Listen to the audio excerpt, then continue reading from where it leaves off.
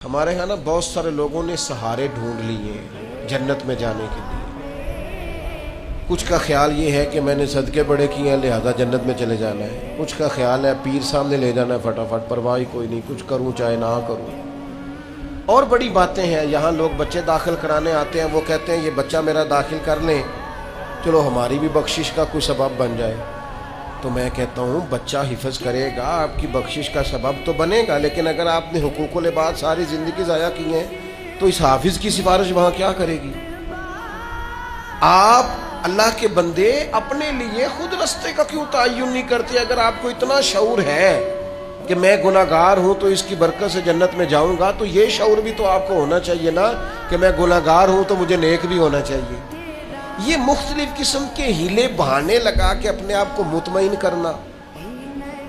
بہت سارے لوگ کہتے ہیں اللہ بڑا مہربان ہے لہذا معاف کر دے گا، تو میں کہتا ہوں آپ کا بچہ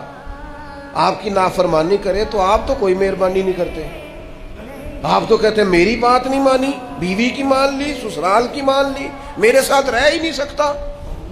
ایک بات پر آپ مہربان نہیں ہوتے، میرا نافرمان ہے لہذا کوئی مہربانی نہیں، تو اللہ کی نافرمانی کر کے مہربانی کی فٹافٹ امید لگاتے ہیں۔ میں رحمت الہی سے مایوس نہیں کرتا، ضرور امید رکھیں، لیکن ان لوگوں کو بھی تو دیکھو نا جو بہت بڑے تھے، ایک دفعہ نہیں کئی دفعہ زبان رسالت سے حضرت عثمان غنی کو جنت کی بشارت ملی ہے، کئی دفعہ حضور نے فرمایا عثمان جنتی ہے، لیکن پھر بھی حضرت عثمان غنی رضی اللہ تعالیٰ عنہ کسی قبر پر کھڑے ہوتے تھے تو اتنا روتے تھے کہ داڑھی مبارک پر آنسوؤں کے قطرے گرتے تھے۔ حضرت عثمان غنی فرمانے لگے میں نے نبی کریم علیہ السلام سے سنا ہے قبر آخرت کی منزلوں میں سے پہلی منزل ہے، جو یہاں کامیاب ہو گیا آگے بھی کامیاب ہوگا، اور جو یہاں مسائل کا شکار ہوا آزمائش میں آیا اگلی منزلیں بھی اس کے لیے مشکل ہو جائیں۔